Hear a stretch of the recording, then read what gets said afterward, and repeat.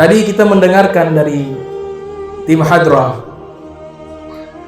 begitu indah. Allah Ta'ala tidak pernah mengharamkan keindahan, atau bahasa namanya al-fan atau seni. Islam tidak pernah melarang seni, tapi Islam mengatur seni, sehingga seni itu ditempatkan di dalam kebaikan. Dalam kitab At-Tahrir wa Tanwir, tafsir namanya At-Tahrir wa Tanwir, mengatakan ij'alil fanna fi tahsinat. Ij'alil fanna fi tahsinat. Letakkanlah seni di dalam kebaikan. Allah Ta'ala berfirman dalam Al-Quran Al-Karim di surat Al-A'raf, Kul man harrama zinatallah. Katakanlah, siapa orang yang berani mengharamkan perhiasan Allah, allati akhrajahu li'ibadihi wa thayyibati minar rizki, yang Allah keluarkan kepada hamba-hambanya dan baik daripada rizki yang Allah berikan. Zinata di sini dalam kitab At-Tahrir wa Tanwir termasuk ruang lingkup seni. Jadi Islam tidak pernah anti dengan seni, tidak pernah anti dengan tradisi. Selama baik, isinya baik, tujuannya baik, caranya baik, maka hal ini diperbolehkan, bahkan dianjurkan. Dalam hadis yang sahih, ada seorang laki-laki mengatakan kepada Nabi Muhammad SAW, disebutkan dalam Sahih Bukhari, Inna rajula, ya Rasulullah, inna rajula yuhibbu ayyakuna thawbuhu hasanan wa na'luhu hasanatan. Wahai Rasulullah, ada orang dia senang menggunakan pakaian yang indah, dan juga dia senang menggunakan sendal yang indah. Apakah ini termasuk daripada kesombongan? Kemudian Nabi menjawab, Innallaha jamilun yuhibbul jamalah. Sesungguhnya Allah adalah zat yang maha indah dan Allah mencintai keindahan. Al-Imam Al-Munawi ketika menafsirkan hadis tersebut, beliau mengatakan, Innallaha jamilun ailahul jamal mutlak. Sesungguhnya yang dimaksud Allah maha indah, yaitu Allah Ta'ala adalah sang pencipta yang keindahannya mutlak. Jamalu dhati, jamalu sifati, jamalul af'ali, jamalul asma'i.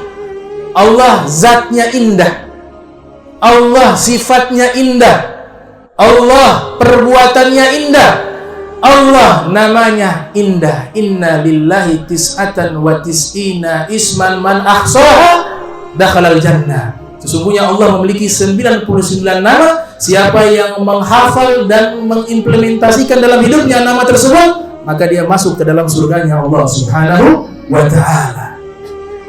Al-Imam Zarruq Al-Fasi punya kitab khusus namanya Syarhu Asma'il Husna. Beliau menjelaskan satu persatu dari nama-nama Allah Subhanahu wa ta'ala dari perspektif tasawuf.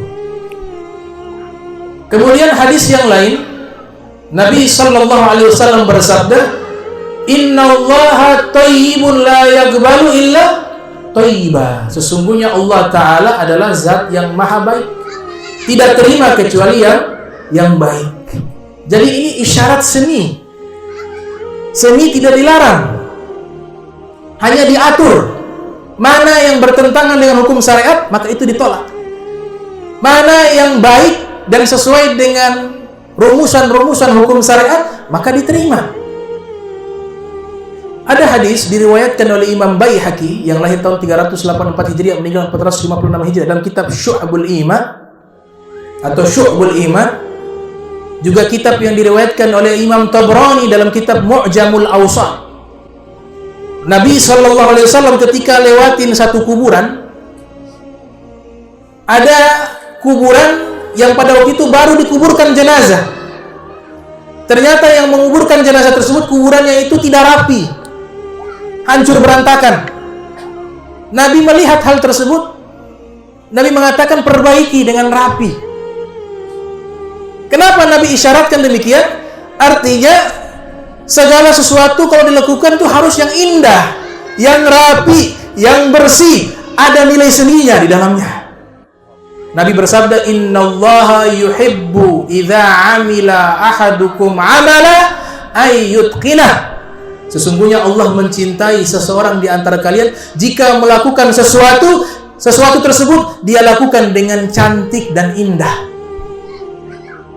Kalau dalam tafsiran kontemporer menamakan ayyutqinah secara profesional. Ini isyarat seni yang Nabi SAW ajarkan kepada umat. Kemudian agama kita tidak bisa terpisah dengan seni. Nanti setelah itu saya akan bahas tentang hukum duf. Karena membaca Al-Quran juga harus ada seni. Namanya ilmu qiraah. Diringkas dalam kitab As-Sab'u fil Qiraah, disusun oleh Imam Mujahid. Qiraah sab'ah terkenal. Nah, struktur bahasa Arab sebagaimana dijelaskan oleh Dr. Syekh Ali As-Sobuni dalam kitabnya Sofwatu Tafasir 3 jilid. Beliau mengatakan struktur bahasa Al-Quran adalah struktur sastra Arab yang paling tertinggi dan yang bisa memahami orang-orang yang punya rasa seni di dalam keindahan sastra bahasa Arab.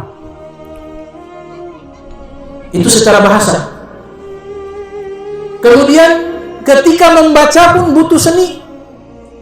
Ada maghamat, ada irama-irama dalam membaca. Nabi isyaratkan dalam hadis, "Zayyinul Qur'an bi aswatikum." Hadis diriwayatkan oleh Imam Ahmad bin Hanbal dalam musnadnya. Hiasilah suara kalian dengan membaca Al-Quran. Itu maklub, dikembalikan. Dimaklub oleh muhadithun. Jadi makna yang pertama, zayyinu aswatakum bil Quran. Hiasilah suara kalian dengan banyak membaca Al-Quran. Teks hadisnya, zayyinul Qur'ana bi aswatikum. Hiasilah Al-Quran dengan suara-suara kalian. Nah, ini di dalam penjelasan para qurra, para ahli qiraah mengatakan hadis ini isyarat bahwa ketika membaca Al-Quran ada irama-irama yang mutawatir sampai kepada Nabi Muhammad SAW dan diajarkan kepada para sahabat. Kita kenal dengan jiharkah, soba, ros, hijazi, nahawan, hijazi, nahawan, dan lain sebagainya. Ini kan irama-irama di dalam membaca Al-Quran. Dan ini sahabat mempraktekkan. Hadis muttafaqun alaih, atau hadis yang diriwayatkan oleh Imam Bukhari dan Muslim. Lamma sami'a Rasulullah sallallahu alaihi wasallam, ketika Nabi Muhammad sallallahu alaihi wasallam mendengar Aba Musa al-Ash'ari yaqra'ul Qur'an wa yataghanna bih. Nabi mendengar Abu Musa al-Ash'ari sedang membaca Al-Quran, ditambah riwayat tersebut wa yataghanna bih, sambil membuat irama ketika membaca Al-Quran. Tentunya irama yang telah diatur oleh para ulama, bukan irama yang bebas dengan irama-irama yang tidak diatur oleh para qurra. Sehingga Nabi melarang iqra'ul Qur'an biluhunil Arab wa aswatiha. Bacalah Al-Quran sesuai dengan logatnya bangsa Arab dan suaranya, kata Nabi Muhammad. Ini maknanya adalah sesuai dengan kaedah-kaedah para ulama ahlu qiraah yang disebutkan nada-nadanya jiharkah. Bahkan sebagian ulama mengatakan Nabi ketika membaca surat Al-Fatihah biasa menggunakan irama jiharkah. Ini kan seni, ada irama, seni. Kemudian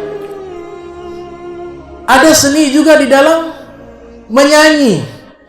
Al-Ghana, ada kitab khusus judulnya Fiqhul Ghana wal Musik fi Daw'il Quran wa Sunnah, disusun oleh Dr. Yusuf Gardawi dalam kitab beliau. Jadi disebutkan beberapa riwayat Nabi ketika masuk ke satu walimatun nikah, pesta pernikahan, ternyata ada wanita-wanita yang masih muda, masih anak-anak, banatul ansar, anak-anak kecil perempuan dari kaum ansar, mereka sambil memukul duf, gendang atau semacam alat pukul, dan sambil melantunkan syair-syair atau nyanyian yang liriknya isinya kebaikan. Dan Nabi mendengar itu dan tidak melarang. Yang kedua, Sayyidina Abu Bakar bin Siddiq ketika masuk ke rumah Rasulullah SAW di saat hari raya Idul Fitri, ternyata di dalam kamar Nabi ada Sayyidatuna Aisyah radhiyallahu taala anha wa ardhaha. Di hadapannya ada dua orang wanita Habasyah sedang bernyanyi, bersenandung di hadapan Nabi, di hadapan istri Nabi Muhammad, Sayyidah Aisyah. Kemudian Sayyidina Abu Bakar masuk karena anak beliau, putri beliau, dan marah, mengatakan, apakah engkau berani membuat suara-suara syaitan di rumah Nabi? Kemudian Nabi mendengar dialog tersebut. Nabi mengatakan, ya Abu Bakar, tinggalkan mereka. Hari ini hari raya. Setiap kaum punya hari raya. Dan hari ini adalah hari raya umat Islam, yaitu Idul Fitri. Biarkan mereka. Nabi mengiyakan, dia bersenandung. Para ulama ketika menjelaskan lirik yang dibahas atau disenandungkan oleh dua wanita Habasyah tersebut adalah berisikan tentang semangat perjuangan. Bagaimana kalau berisikan salawat kepada Nabi Muhammad SAW? Kemudian riwayat yang lain, ada seorang sahabat namanya Ansajah, kalau tidak salah. Ansajah ini terkenal memiliki suara yang sangat indah, sehingga kalau unta-unta mendengar suaranya beliau, itu unta-unta ikut berjoget. Ansajah. Nah, satu ketika rombongan ini berangkat, Nabi SAW bersama istri-istri beliau, di antaranya ada Ummu Salamah. Ansajah juga ikut hadir. Maka di saat rombongan Nabi berangkat, Ansajah sambil menuntun unta sambil bersenandung dengan nyanyian. Maka unta yang memikul istrinya Nabi, waktu itu ada tenda di atas punuk unta. Di dalamnya ada istrinya Rasulullah. Nabi paling depan. Nabi melihat ke belakang, ternyata unta joget kanan dan ke kiri, mendengarkan suara indah Ansajah. Sampai-sampai itu tenda yang ada di atas punuk unta hampir jatuh. Kemudian Nabi katakan, ya Ansajah, berhenti. Maksud berhenti di sini jangan sampai jatuh ini. Kalau jatuh nanti pecah akawarir, dikhawatirkan gelas-gelas kaca bisa hancur. Nabi mengatakan gelas-gelas kaca isyarat sangat dalam tentang sosok psikis wanita. Nabi katakan istri-istrinya, al-qawarir, hati-hati nanti gelas-gelas kaca jatuh. Maknanya apa? Ya, wanita adalah sosok yang jika pernah disakiti, maka dia akan tetap tergores di hatinya. Sebagaimana gelas apabila dia pecah, kita kembalikan lagi, kita lem dia agar dia menjadi utuh kembali. Dia bisa menjadi utuh, tapi bekas pecahnya itu tetap ada. Sama halnya dengan hati wanita. Jika sudah tergores, walaupun dia maafkan, maka itu akan tersimpan abadi dalam hatinya. Sehingga dikatakan 1 juta kebaikan bisa hilang disebabkan oleh 1 kesalahan laki-laki. Kita punya 1 juta kebaikan, namun di saat yang sama kita membuat 1 kesalahan, maka wanita akan melihat 1 kesalahannya, bukan 1 juta kebaikannya. Itu fitrah, makanya dibutuhkan laki-laki, ar-rijal qawwamuna 'alan nisa, sebagai pembimbing wanita. Namun wanita juga memiliki kelebihan, yakni Allah ciptakan fitrah as-sabariyah, insting kesabaran yang tidak dimiliki oleh laki-laki, sehingga ini bisa Allah jadikan mereka bisa merawat anak-anak kita. Coba kalau kita jaga, kalau ada kerja, laki-laki kerja menjaga anak, saya yakin paling lama 7 hari sudah minta pensiun dini. Tidak kuat, tapi wanita mereka sabar. Nah, ini kelebihan. Likulli syai'in maziyah. Segala sesuatu punya kelebihan. Nah, ini seni. Ternyata para nabi juga Allah sudah menciptakan mereka memilih dari seluruh aspek fisik, akhlak, psikis, kejiwaan, seluruhnya terbaik. Termasuk para nabi tidak ada yang memiliki suara yang tidak baik. Seluruh para nabi memiliki suara yang indah. Seluruh para nabi memiliki wajah yang tampan. Dalam hadis Nabi katakan, ma ba'athallahu nabiyya illa hasanal wajhi hasana saut wa inna nabiyyakum ahsanuhum wajha wa ahsanuhum sauta.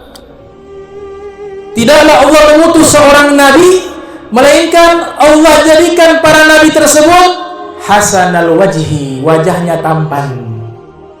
Jadi mudah mengenali nabi palsu. Kalau ada yang mengaku nabi palsu, kita lihat saja hati sumpah.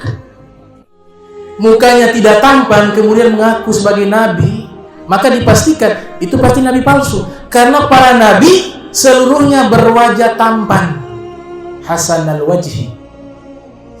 Sehingga Hasan bin Thabit mengatakan, ini syairun nabi, penyairnya Nabi Muhammad. Syair juga seni sastra. Al-Imam Ibnu Hajar dalam kitab Al-Isabah fi Tamyiz Sahabah mengatakan Hasan bin Thabit adalah syairun Nabi, punjangga sastrawannya Nabi Muhammad SAW. Waktu pertama kali melihat Nabi Muhammad, Hasan bin Thabit mengatakan, lamma ra'aitu anwarahu sata'at wada'tu min khifati kaffi ala basari khawfan ala basari min husni suratihi falastu anzuruhu illa ala qadri ruhun minan nurin fi jismin minal qamari kahilyatin nusijat min anzumi zuhuri. Ketika saya melihat Nabi Muhammad sallallahu alaihi wasallam, yang saya lihat adalah sinaran cahaya yang terang benderang. Wada'tu min khifati kaffi ala basar. Maka ketika saya memandang wajah Nabi SAW, saya letakkan kedua tangan saya menutup kedua mata saya. Khaufan ala basari min husni suratihi. Karena saya takut mata ini buta, karena tidak mampu melihat keindahan wajah Nabi Muhammad SAW. Falastu anzurhu illa ala qadri. Maka saya hanya berusaha semampu saya menatap wajah Nabi Muhammad sallallahu alaihi wasallam. Ruhun minan nurin fi jismin minal qamari. Ruhnya beliau dari cahaya, dibungkus dengan fisik bagaikan rembulan. Kahilyatin nusijat min anzumi zuhur. Bagaikan beliau perhiasan yang sangat mewah yang ditenun dengan bintang-bintang yang berkelap-kelip. Syair. Nabi Daud alaihissalam disebutkan dalam tafsir Ibn Katsir, tafsir Al-Quranil Azim, kalau membaca Zabur dan berdoa selalu bersenandung.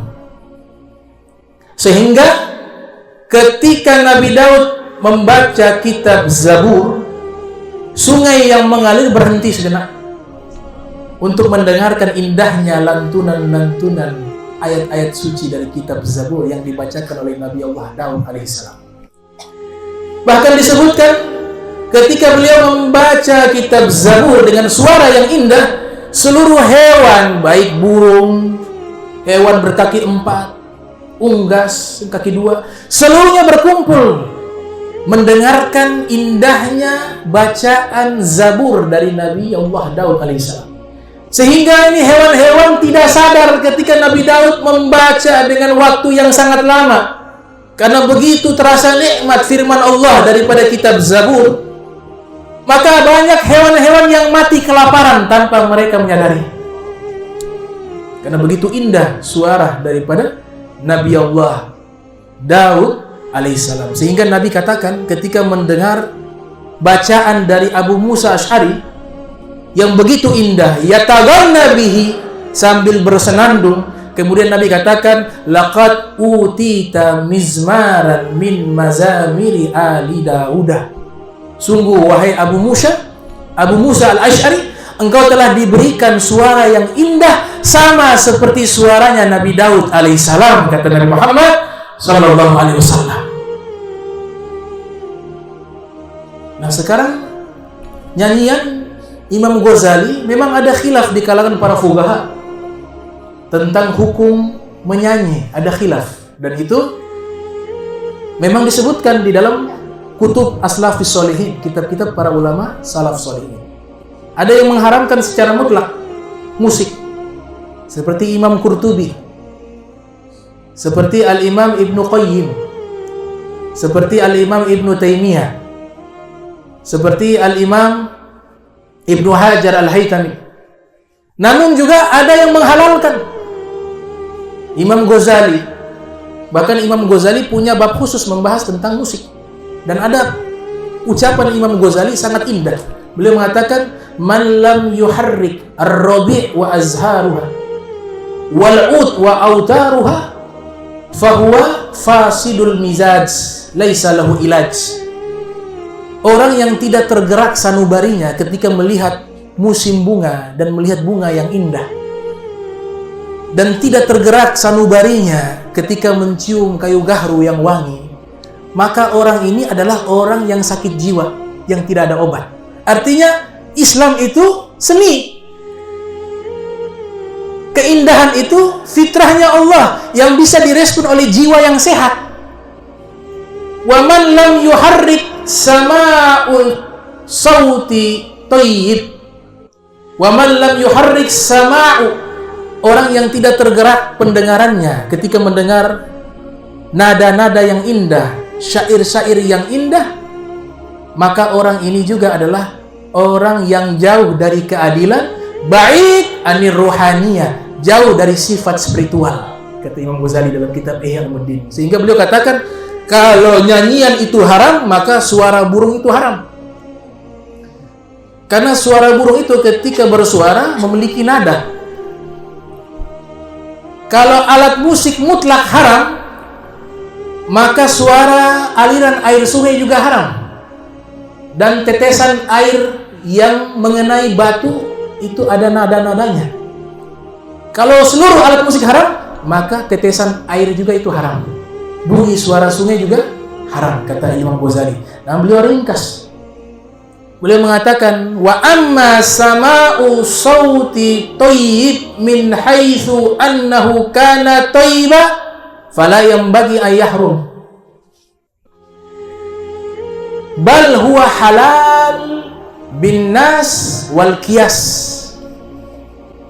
Mendengar suara yang baik, suara yang mengeluarkan kalimat-kalimat yang baik, dari sisi isinya baik, liriknya baik, maka tidak pantas diharamkan suara tersebut.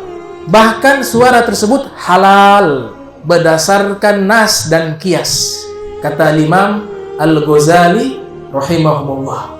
Sehingga banyak ulama juga yang membolehkan. Ibnu Hazm juga menghalalkan, Izzuddin Ibn Abdissalam, Al-Imam Abdul Ghani An-Nablusi juga menghalalkan tentang hukum musik dan hukum menyanyi dengan 5 syarat sebagaimana disimpulkan oleh Dr. Yusuf Gardawi.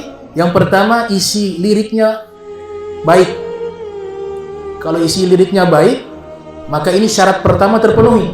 Tapi lirik daripada nyanyian tersebut buruk, maka hukumnya haram.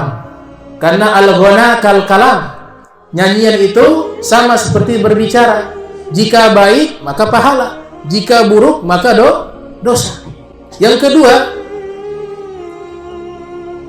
yang menyanyi, yang hadir laki-laki, yang menyanyi perempuan, suaranya sengaja dibuat membangkitkan syahwat, maka haram.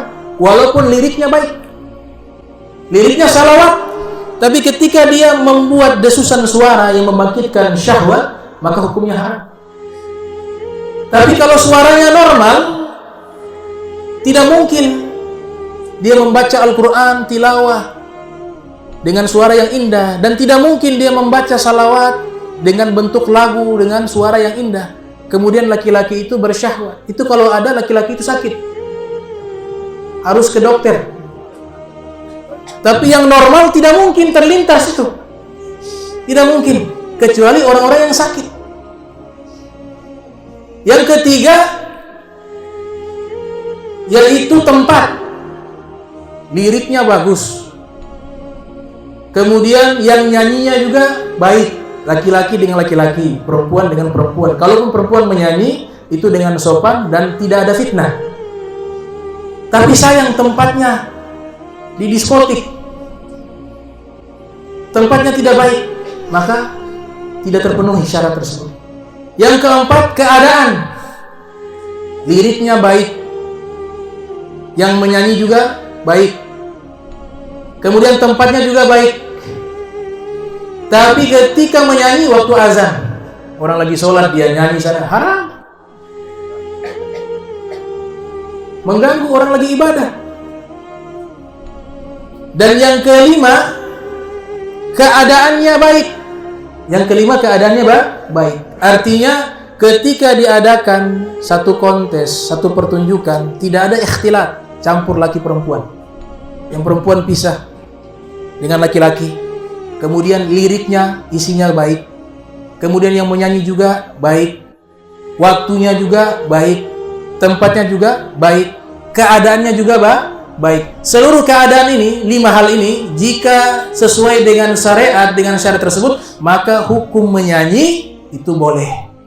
Itu kesimpulan dari Syekh Yusuf Qaradawi. Terakhir saya tutup. Adapun masalah duf, alat pukul, justru ijma, kesepakatan para ulama, tidak ada yang melarang.